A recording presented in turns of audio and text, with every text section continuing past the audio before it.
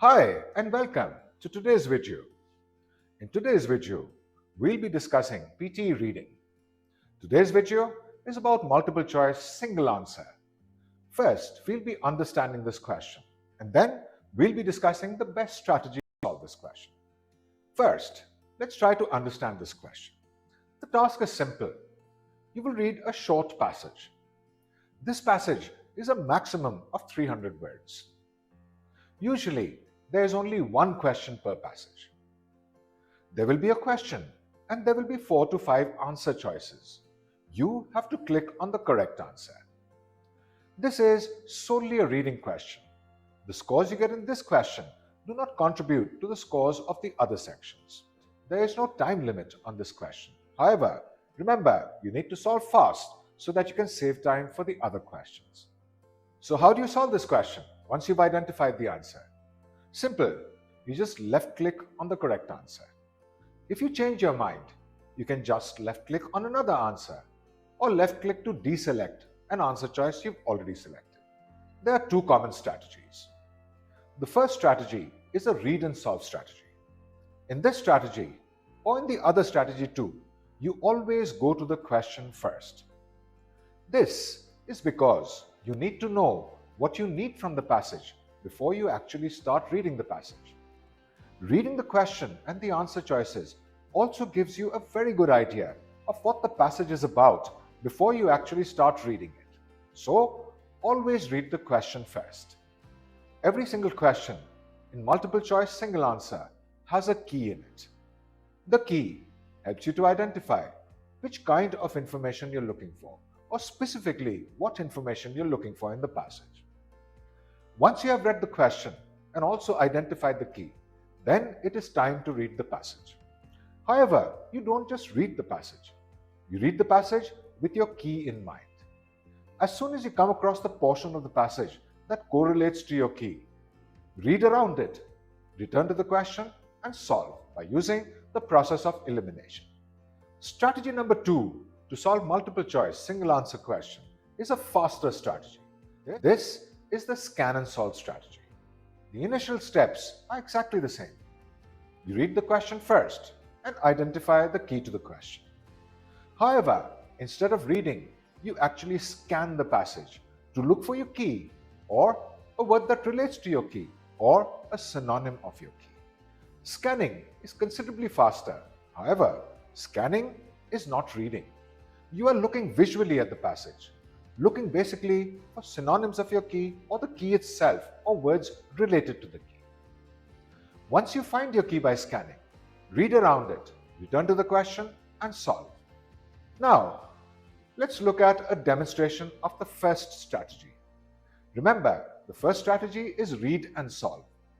Here, we'll be looking at the question first. And the question in this particular set is, what is the primary focus of the passage? This is a main idea question. In a main idea question, remember to always read and solve, never to scan and solve. You always read and solve a main idea question because it can only be answered after you have a good idea of the whole passage. So remember, main idea questions are always scanned by reading and solving. Now let's look at the answer choices. The effects of urbanization in major cities, the use of concrete and asphalt in city construction, the health impact of urban heat islands, the causes and effects of urban heat islands. So now we know that the question is primary focus. It's a very wide key, so we'll have to read the whole passage. But we also know that this passage is about urban areas. It basically talks about urbanization, and it probably focuses on heat islands in urban areas. Now, let's read the passage. The phenomenon of urban heat islands has become increasingly prevalent in major cities worldwide. This term refers to urban areas that experience significant higher temperatures than the surrounding rural areas. This effect is caused by the extensive use of concrete and asphalt, which absorb and re-emit the sun's heat more than natural landscapes, and the lack of adequate green spaces. Urban heat islands can have serious environmental and health impacts, including increased energy consumption, higher levels of air pollution, and greenhouse gases. Now, After reading this passage, we can conclude that the passage as a whole is about urban heat islands. First, the passage defined the term urban heat islands. Then, it talked about the causes of urban heat islands. Finally, it talked about the harmful effects of these heat islands. Now let's go to the answer choices and look at the process of elimination. A says the effects of urbanization in major cities. We can eliminate this straight away because we read that this passage is about urban heat islands, their causes and effects. B says the use of concrete and asphalt in city construction. Yes, this was mentioned, but this was not the primary focus of the passage. The primary focus of the passage was upon defining urban heat islands, listing the causes and listing the effects. Now let's look at C. C says the health impacts of urban heat islands.